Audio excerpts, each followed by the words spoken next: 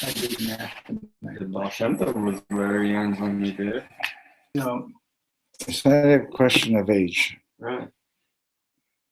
one of the things I've learned in this town is because I used to learn a teaching. I used to have so can anybody do that?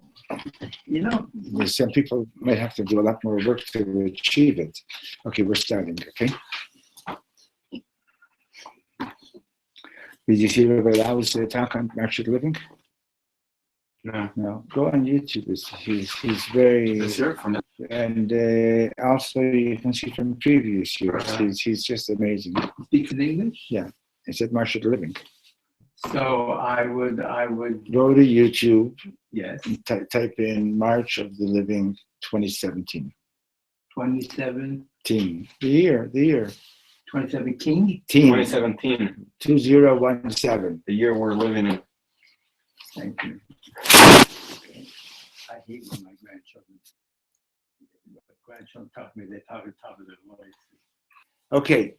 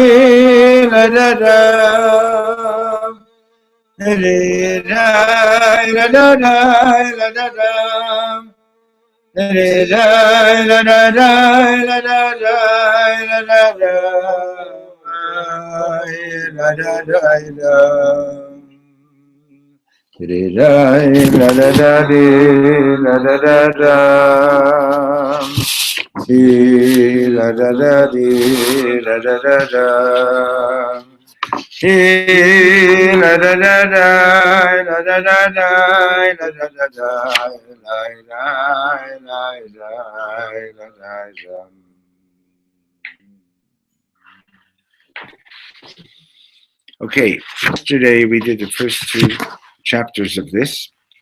We're learning the mimer Sefirat Ha'omer, a mimer from the together. And it's obviously about Sefirat Ha'omer because of Sefirat Ha'omer you should count for yourself 7 weeks, 49 days, right? And Dr. Rebbe explains that the word Sefirat is also related to the word sapphire, which means to say radiating a clear. So Usfaktim Lachem, the idea is to bring the 10 Sefirot down into our lives in such a way that they radiate a beautiful light, the light of Hashem. Okay. Now, Pesach we had to escape from Mitzrayim. Shavuos we got the Torah. The 7 weeks between Pesach and Shavuos like a preparation period to be able to be ready to receive the Torah. Right? Hashem is giving us His Torah, His wisdom. He's giving us Himself in the Torah, like the Gemara says. First word of the 10 Commandments is Anochi Hashem Elokecha, right? So the Gemara says that Anochi is a Roshi Tevis, Ano Nafshis Ksovis Yehovis, which means I, in writing am giving you myself. Right? So it's a real, it says that this is what we're supposed to try to do, is that when we're learning, we're supposed to be conscious that we're speaking Hashem's words. And somebody's at the door. Okay. And on the higher level, it's that Hashem is speaking Torah through your mouth.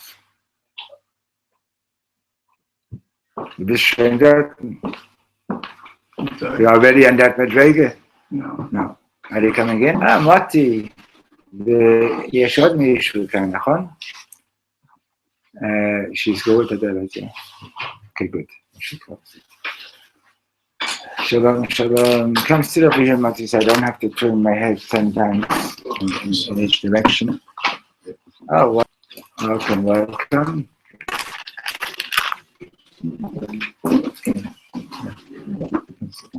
Maybe move a little bit this way, the three of you, yeah? Welcome. I've been thinking about you. I haven't seen you in such a long time. You're going to pick up this forum today? Yeah? Okay. So, we just started reviewing. We started this mimer yesterday from the Alter Rebbe on Sefirat Ha'omer. And we're going to be starting on page...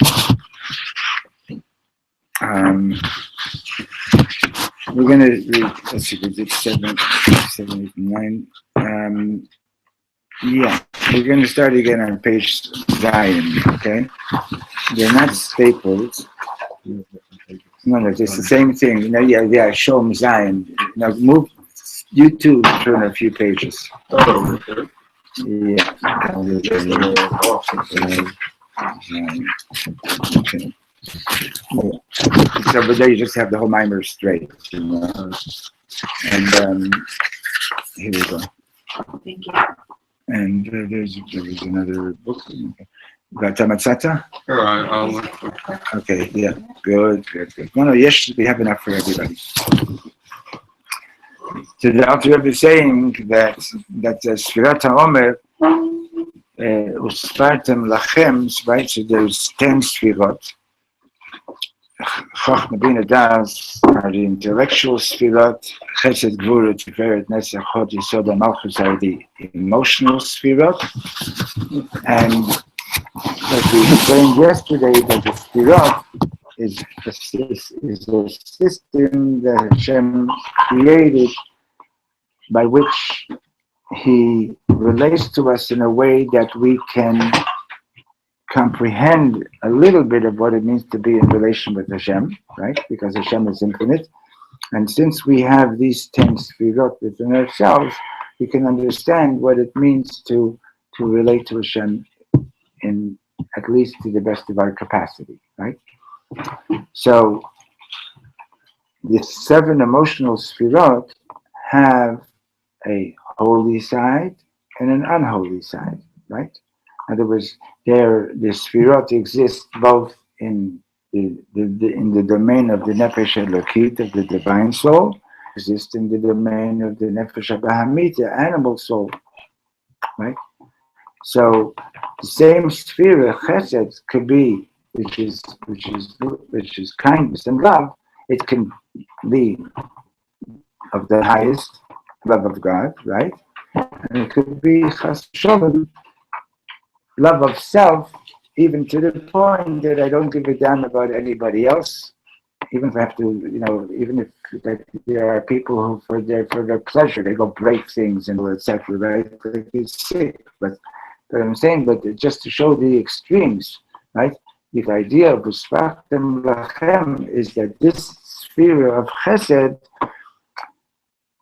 bring it into your being in such a way that it's like a sapphire Hashem's light.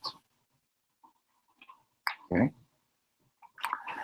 So one more thing that from what we learned yesterday. So Yetziat Mitzrayim, the Exodus, is an escape from Egypt, an escape from slavery, an escape from being a victim, going all the way to giving of the Torah and Shavuot, where Hashem is giving us mamish freedom to act like free beings and to make choices and to live a life that is holy and brilliant and radiating beautiful light from Hashem, right?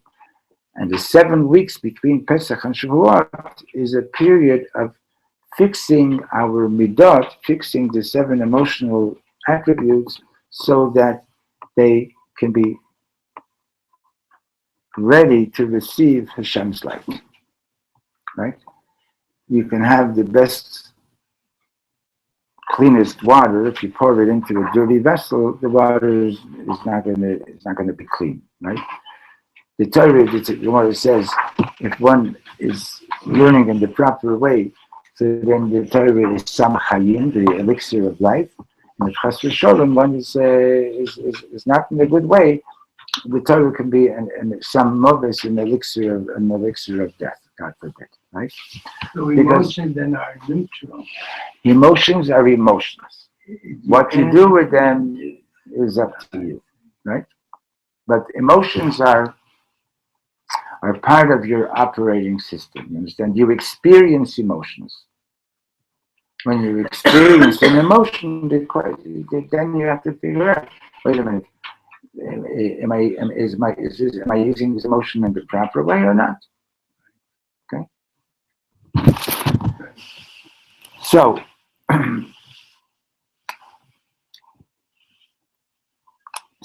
Shavuot, so Pesach, we rushed forward up to Hashem. Shavuot, Hashem is coming down to us, and like I mentioned just before, ראיתי בספר, תגיד לי אתה, ראיתי בספר שהמילה אנוכי זה ראשי תיבות ענה נפשית כתבית יהבית. אני נתתי לכם את הנפש שלי בכתב. זה ספר חסידי שראיתי את זה, זה גמרא, זה זוהר, מה אתה חושב? תנחש. I'm asking him that he says, I saw in a book that the first word of the 10 Commandments is an acronym that Anochi, I gave myself to you, I gave my essence to you in writing. What kind? Huh? He's a smart guy, this guy. It's in the Gemara. But you know what? When I ask people that question, very often they say, oh, for sure it was a Hasidic Sefer. So I thought because it's Aramid, I thought it's a Zohar. It could also be the Zohar. So now that proves that the Gemara is a Hasidic Sefer. Right? So if you're learning Gemara and somebody says, what are you learning? It's Hasidus. I don't think every yeshiva was Who cares? Hasidus is also is when you're on your job, when you're working, it's that you're learning Hasidus.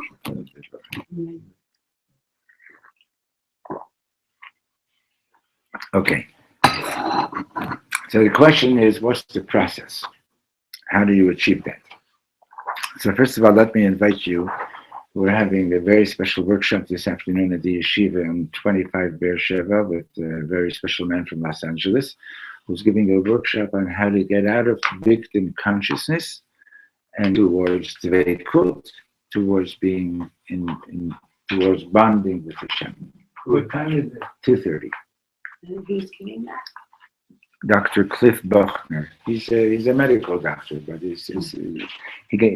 I've attended one of his sessions already. Very worthwhile. 25 Beersheba. Is it for everybody? I wouldn't have invited you if I didn't think it was for you. For women too? Well, yes, for women also. 2 p.m. What did you say? 2:30, 25 Beersheba. Okay. Now the focus is, he's going to be focused mostly on our students there, you understand? But you're definitely welcome to attend, and there will be time to ask questions, okay? So, Daf Zayin. What do you need, a pen? Here. Thank you. We did this yesterday. Yes, but you're the only one that was here besides and myself. I mean, there were other people here, but Chazor is always excellent.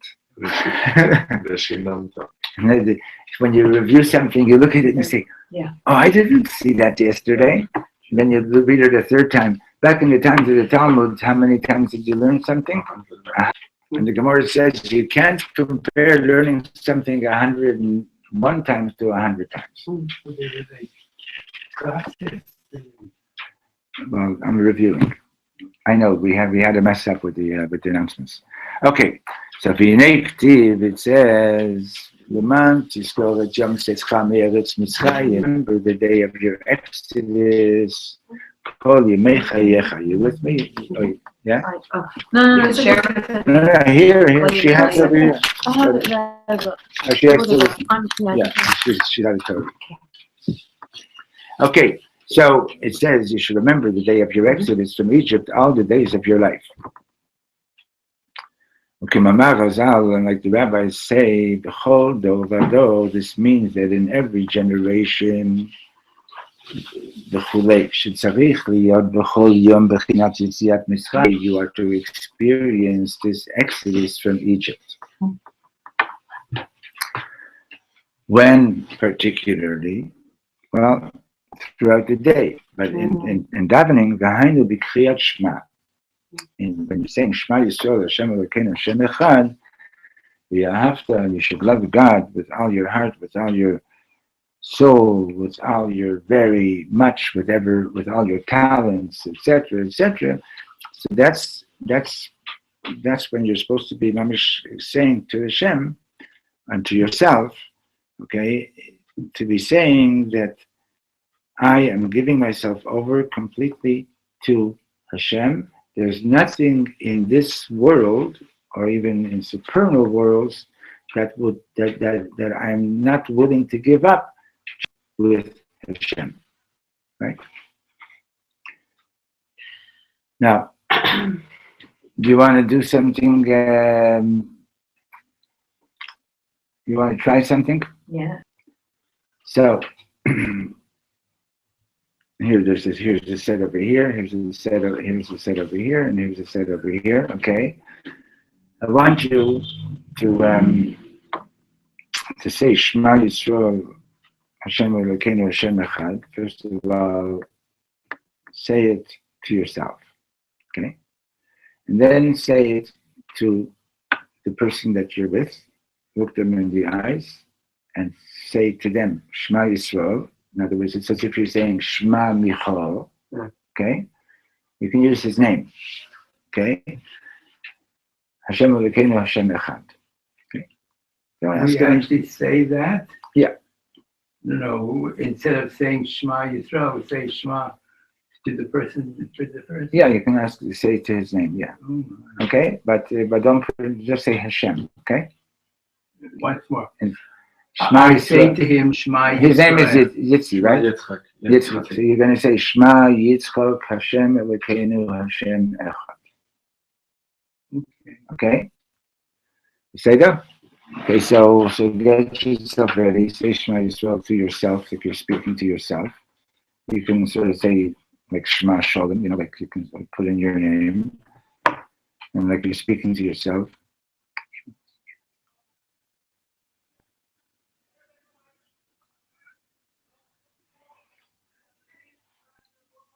מוכן?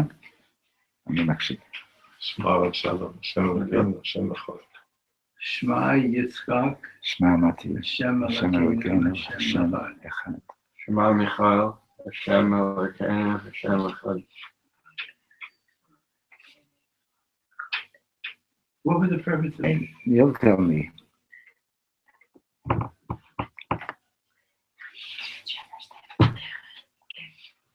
So Michal,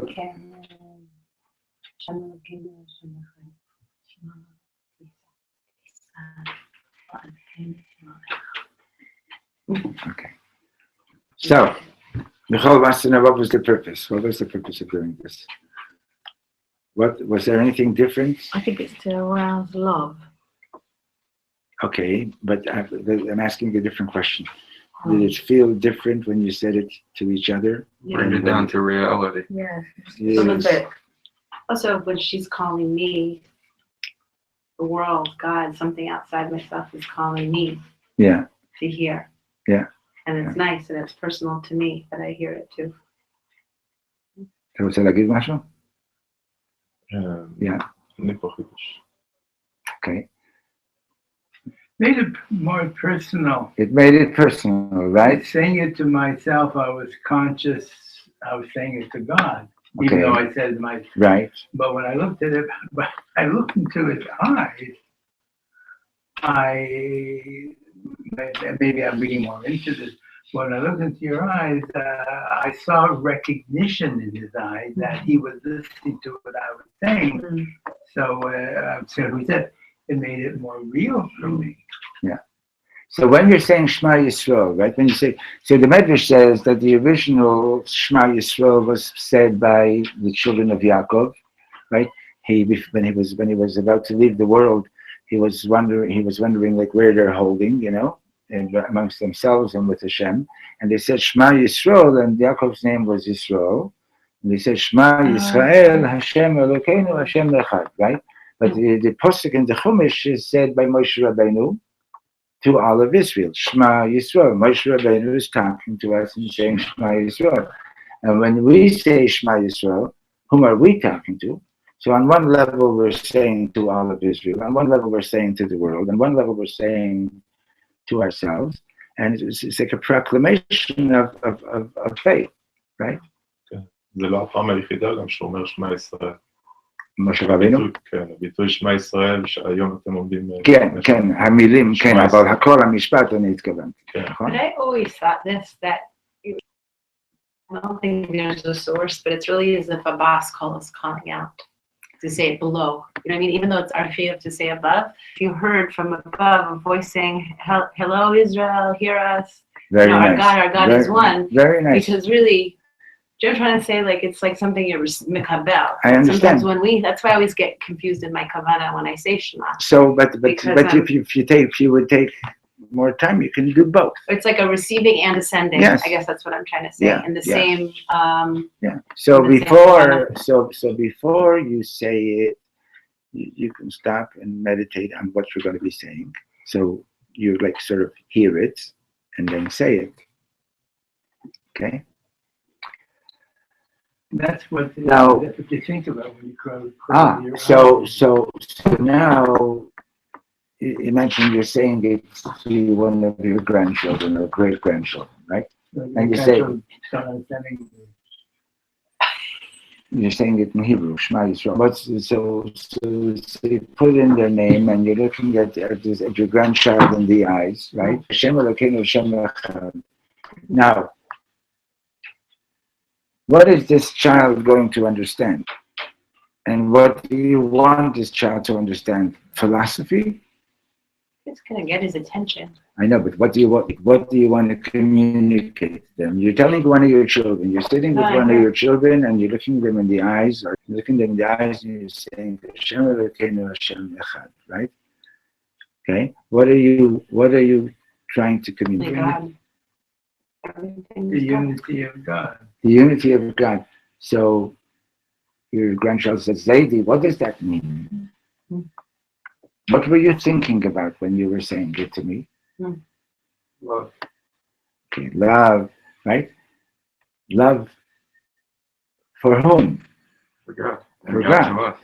We have to say Hashem Elokeinu b'chol levavcha b'chol nafshecha But b'chol sometimes I'm miyadecha. thinking of like the God in the Jew. Okay, but Beseder, but you're communicating to the neshama of the other person, right? Mm-hmm. You're communicating to their neshama. Now,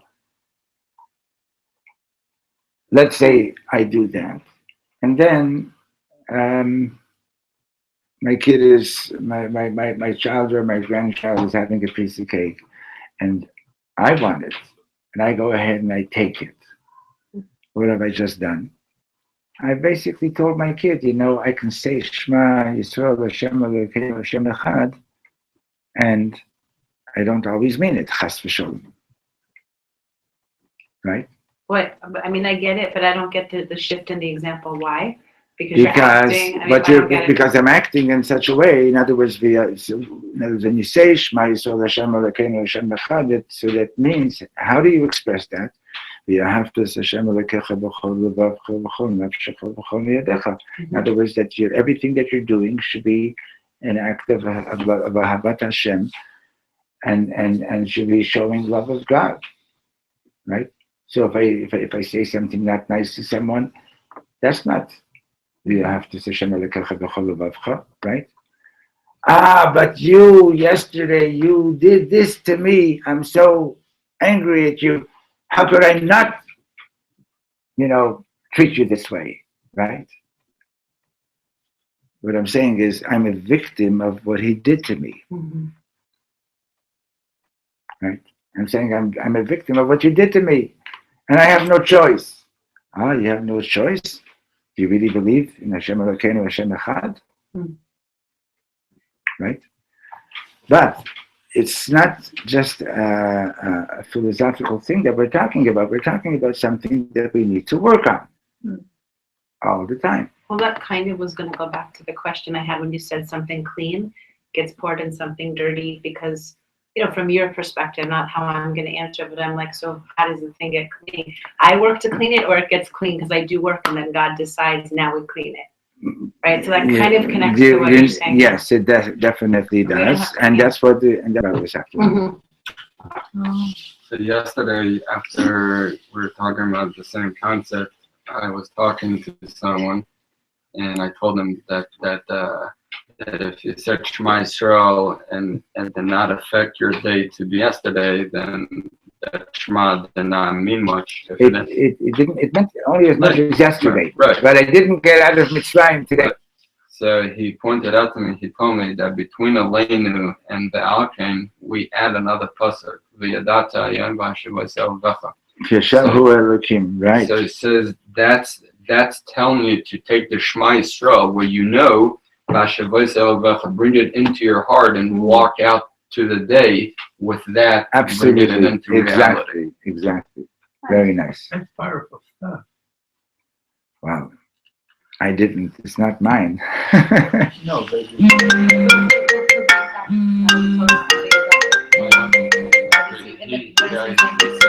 Daniel Belsky. He said Hi, Cliff. I'm in the middle of giving a class. Okay, I just wanted to let you know that they're going very slow. Is it okay if I come 3:30? Try the earlier the better. Okay. I'm going to do the bit. I have another question.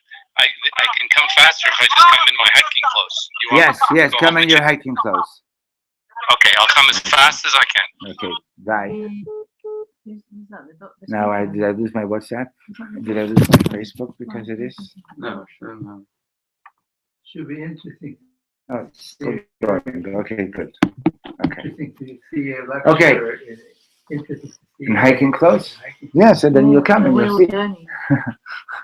Okay, so he said that guy was him, he's gonna be a little bit late, but okay. But you can come and meet our students at 2:30, it's gonna be good. Okay, so the Alter Rebbe says that when you're saying Shema, you're supposed to experience this Yetziat Mitzrayim every single time that you say Shema, right? And if you don't feel it right away, so say Shema again. You're allowed to say Shema again and again, you know. We don't normally do it, but like, you know, if you, but the idea is, what does it mean that I'm free? I'm free. I'm not, if I've got money in my pocket and I need to give tzedakah, I'm not stuck to my money. I have the freedom to give tzedakah, right?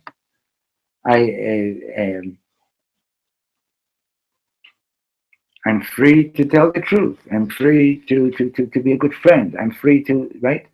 I'm like Reb Shlomo used to say, you know, like he says, people think that when you say someone is stingy, that's only concerning money. He says there's also stinginess with friendship. Sometimes we just don't. I don't feel like giving you more than 10 seconds. On the street, if I'm driving and I don't want someone to cut in, I'm stingy on my those 3 meters. Right. Okay. So he says, "Bifrat min baruch." We're in the 4th line. Bifrat min baruch shamarat kriyat shema. I'm sorry. Go back to the 3rd line. Behind the kriyat shema. So when we're saying shema, we're to experience this exodus from Egypt, to love God completely, and that's why the Shema ends, the third paragraph of the Shema ends up with the verse, Ani Hashem Elokechem asher hotzeti etchem me'eretz Mitzrayim. I took you out of Mitzrayim, right, to be your God. ובפרט מן ברוך שאמר עד קריאת שמע, so all the prayers from ברוך שאמר until שמע, הוא הכנה שיבוא לבחינת יציאת מצרים. It's a preparation, right? If one would daven carefully and pay attention to what they're saying, so then all those prayers of the Shema are a preparation to be able to experience this Yetziat Mitzrayim during the saying of the Shema. Right? So how is that a preparation? So hu hachana sheyavo lebchinat Yetziat Mitzrayim v'yahavta. So it's a preparation to get to this experience of the Exodus and to be able to love Hashem completely. And so how does this preparation work? V'hainu kashid b'neim. So this is done by meditating. Eich shekol tzva hashamayim lecha mishtachavim, like it's in Nehemiah. Meditate on how all the hosts of heaven are bowing down to Hashem. You have the next page, Kafchet. The Ofanim, the Chayot HaKodesh, Barash Gadol, and the Ofanim and the Chayot HaKodesh, and these are categories of angels, with great sound, proclaim Kadosh, Kadosh, Kadosh, right? The Chayot Zaot, Michil Kisei, and like it says also in the prayers, that these angels are trembling from the fear of the throne of God. Nosot umenusot, they are carrying the throne and they're being carried by the throne. Im kisei, elef alafim ve'ribu levavam yishamshinuha, myriads of thousands of tens of thousands, groupings of angels are serving at the throne of Hashem. And all of them are constantly in a state of bittul, which means nullification of the egotistical self, right?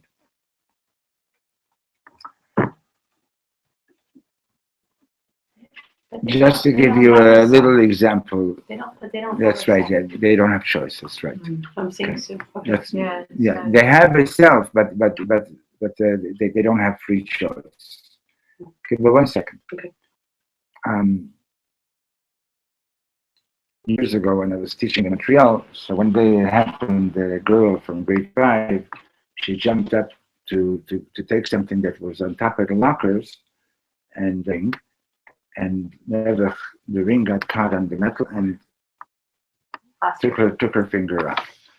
Anyway, I rushed with her to the hospital with the finger. They did surgery to put it back on. Unfortunately, it didn't last. But in any case, her father was walking around in the hall trying to pull his finger off to give it to his daughter. Okay? In other words, what I'm trying to illustrate is his bittul, his love for his daughter he didn't care. He'd rather take his finger off and give it to her. You know? And he was just saying, I wish I could do this. I wish I could do this. I'm just trying to illustrate a little bit about bittul, you know? Judy was showing me this morning, there's a whole bunch of beautiful things to watch on YouTube from Marsha the Living. Okay? So the Chabadniks were there at Auschwitz, putting on tefillin with the kids. And they were interviewing the kids, and this boy who, for the first time in his life, put on tefillin. And they asked him, what's it like? And he says, this is, these are not his words, but look, you could watch it, that he's just amazed that here we are in this place like Auschwitz, where these terrible, horrible things happened, and we're here, and we're alive, and we're doing a mitzvah. Right? Shlomo always used to say concerning the Holocaust museums, he says, that's not the real museum. The real museum for the Holocaust is that we should live the lives that these holy people we're living, you know. That's the real memorial. So, so that's the idea of bittul. Bittul means that, so Hashem wants this, and I want something else, but I'm nullifying, it's a Mishnah, right? Batel ritzono k'dei sheyivatel ritzon acherim mipnei ritzonecha. Nullify your will for his will, right? That's what bittul is.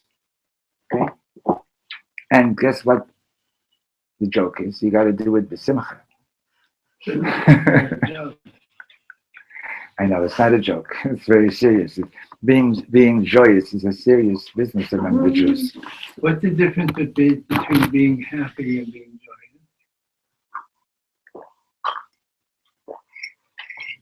Have the answer. Maybe different levels of it. I don't know. Happy is, the simcha is you're happy is like, you got something, I'm happy. But no, you can be happy, but I'm happy to do this mitzvah. I'm happy to help you. I'm happy to, it's the same thing, basically. Synonymous. Okay, so if we're daven properly, we meditate on the universe and all the angels and how everything is really in alignment with Hashem's will, and you realize that the greatest thing is to be in alignment with Hashem, to bond with Hashem, because one of the things that that drives people crazy is the sense of loneliness, of feeling separate and feeling apart from everybody, right? Mm-hmm. And all you need to do is but we need to recognize that you're really not alone, that Hashem is there with you, and that Hashem is mamish by your side all the time, and within you, and so on, right? So that's the experience of meditating on this and seeing this awesome unity. You are aroused to be part of it, right? And what's the point of all of this? Why did God, God needs these myriads of angels? God needs this. God doesn't need these things. Hashem did it to make himself known, to make his power known to us. In other words, he gave us a way to be able to see some of his great power, right?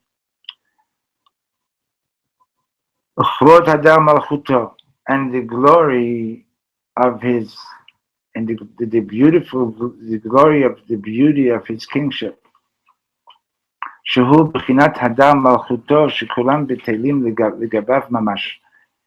That to see how everything is nullified to him, everything is in unity with him.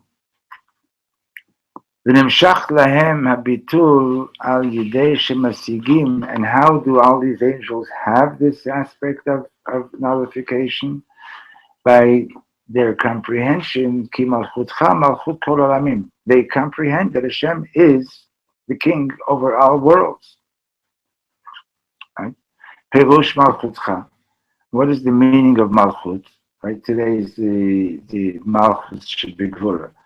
What does it mean, malchut? What is kingship? Shechiyut kol halamot eino ela mibchinat malchutcha. That the life energy of all the worlds are the aspect of God's kingship, but that's harat shmo bilvad, and this is only just a claim. Lo kemo shehaneshama mechayat haguf, like the soul which vivifies the body. Shatzmiyut chibash betoch haguf mamash. So there's the parable. Once in grade 5, one of my students stopped me in the middle of the lesson. You talk like God is a real thing. How do you know that there's a God? Before I could answer him, another kid said, you can't prove it, it's just obvious. Kid in grade 5 said that. You can't prove it, it's just obvious, right? Okay. So, he said, okay, got it. Okay. So what's being said over here is like this. There's a parable. So can you see a soul? You can't see a neshama, right? Okay. But you see the presence of the soul in the life of a person, right? So long as there's a soul in the person, so you recognize that this person has a soul through the garments. The garments are thought, speech, and action, right? Now, so in a similar sense, you don't see Hashem, but you see the world. You see life. You see everything, even the inanimate. It's all a manifestation of God's words of creation, which are being spoken right now. Hashem, your words of creation are forever being spoken, and that's why we're here. Malchus. That's Hashem's kingship. That's that life energy that gives you the ability to be what you are. Right? Okay? So, but unlike this parable between the body and the soul, the parable doesn't work completely. It only illustrates one aspect of the relationship between Hashem and the world, because what it does illustrate is that, for example, you can have a soul, right? The the person is starving, right? Or the person is having pain. So even though that's a physical experience, it affects the ability of the soul to sit there and meditate on Hashem, right? But the world doesn't affect Hashem. Okay? So that's where the parable between body and soul doesn't work for the analog of Hashem and the world. Okay? By the way, there's a Yid in the old city.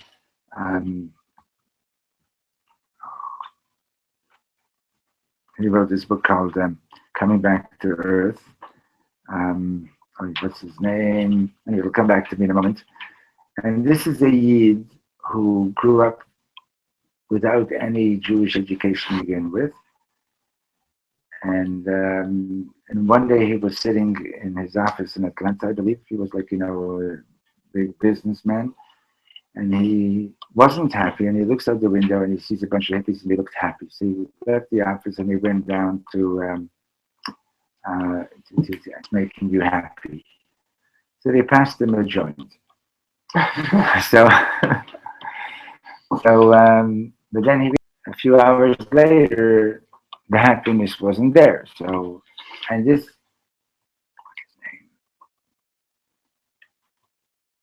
okay, I'm just trying too hard to get his name. It'll come back to me.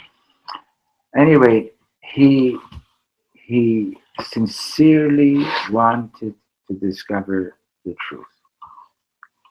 So he ended up leaving his business and he went out to the east. He actually became a guru.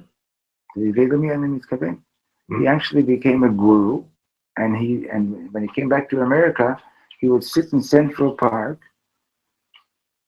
meditating on the tip of, okay, and hundreds of people would come every day and sit there by him for 2-3 hours just to be in his presence. Now this man, It's called Jill Locke. Gil Lux, that's correct. Thank you. And he lives in the old city now.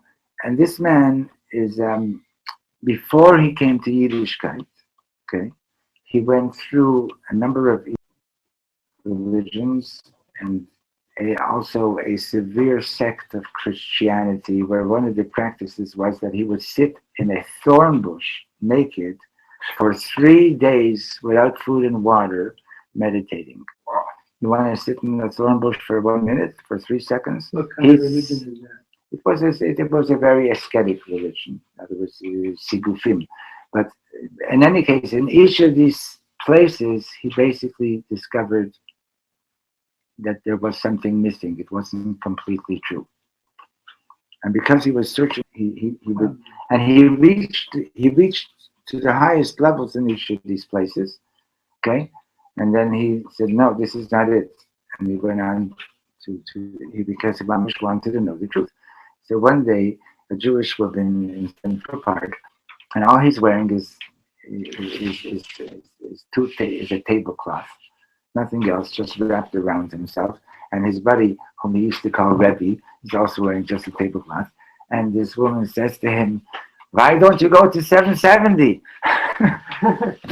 Go see the Rebbe."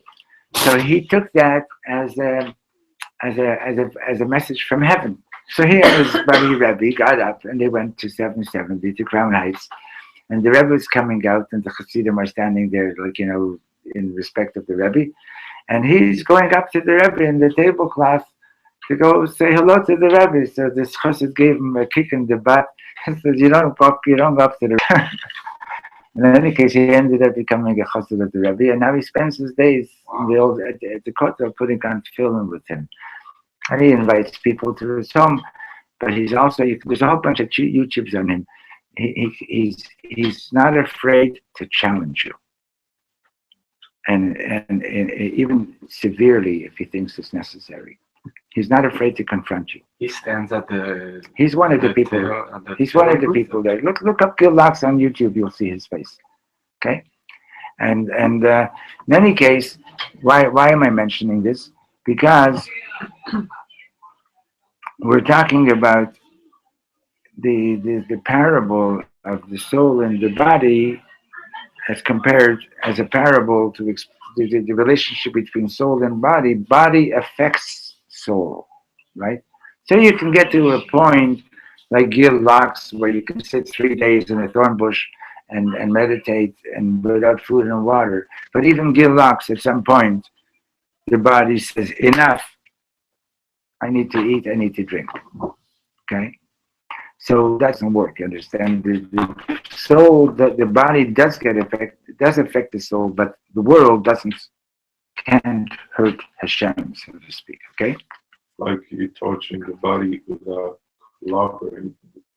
Right. Like work with me, not like work against me. Exactly. You're not for me. That's definitely, and b'chol levavcha, b'chol nafshecha, right? With your body, right? Neshama beguf, the soul, the serve Hashem is, and even though there were times that there were tzaddikim that would practice sigufim, they would do things like going and rolling in the snow and so on, without clothing and so on. I don't know if you ever did that, but it's also Gilgulei Sheleg, there were people who would fast and fast and fast, but the Alter Rebbe says in the Tanya, this is not for us nowadays. Because anything that you do that's going to hurt your body, that's therefore going to hurt you, and your ability to serve Hashem with joy and with simcha, not only are you not doing a mitzvah, you're doing an avera. Okay? So, we're in the fourth last line, right? There's nothing that dresses God, so to speak, meaning to say there's nothing that limits Hashem. God was, God is, God always will be, without any change. Like it says, I, Hashem, have not changed. Now you have to understand, that's a statement of belief. In other words, because we don't know of anything that doesn't change, right? There's nothing in this world that doesn't change. But Hashem is beyond worlds, right? It's you who was there before the world was created, and it's the same you after the creation, without any change whatsoever. So, like philosophers try to figure this out. How could that be? If there was no world before, and God was taking up, was everywhere, so how could it be that there's no change in God now that there's a world? Okay. So, you don't understand it? Of course you don't understand it, because you're a human being and you're of this world, and as great as your mind might be, You cannot think out of your body, so to speak. You cannot think outside your worldly concepts. So, ואין שום דבר מכסה ומסתיר נגדו, and there's nothing that actually conceals anything from him. Nothing is concealed from Hashem. Now, think about it for a second. On the other side of this wall, I don't see what's going on over there, you know? But if I would have the right equipment, I could see what's there, right? If there's a camera there, I could see what's happening over there, right? And if I take my computer and I sit under the table, I still could see it, right? So even our technology is showing us today that what you were able to see with the eye is a great instrument, right? But it has its limitations. Some of us need glasses, right? And guess what? You can see what's happening on the other end of the world with the right equipment. That means that everything that's happening in the world is actually visible everywhere all the time. Hashem sees it always. We are being allowed to discover more and more of that truth, right? But if I would have said this to you 50 years ago, you'd say, this guy is crazy. If I would have said that we're going to be able to see this, you would say, it's crazy, he's out of his mind, right? But look today, right now, you can see what's happening on the other side of the world at this moment in real time. You can see far in space. Much further, right? Right? So if you could do this, right? Allah has come and beyond anything that you can imagine. Okay? So, and all this is nothing more than an illumination, than a glow of the name of the glory of his kingdom. So all this is like such an infinitesimal part of something that is beyond worlds. That's page 10. And this is the meaning, we're on the next page. And this is the meaning of that your kingship, it traverses all worlds. That means that all worlds, even though there are thousands of tens of thousands of worlds. As it says, is a verse in Eov. Is there any number to tell you how many units of myriads of angels Hashem has? There is no number. And the Talmud says that the distance between earth and heaven is 500 years. I don't know what kind of years, 500 light years, 500, but it doesn't matter. It's in other words, it's huge. Im kol zeh, and despite the vastness of the universe and the vastness of the myriads of angels and so on, heim ein aroch klal legabe oro, they're all like of no value in comparison to his light. Shuhu b'chinat ein sof mamash, because his light is absolute infinity, right? Whatever that means. V'kenudan, as is known, shafilu echad legabe ribu rivavan. If you take the number one and compare it to let's say to 100,000 or to 1,000,000, right? Yesh lo erech, one still has a value. It's one little part of that huge million, right? But let's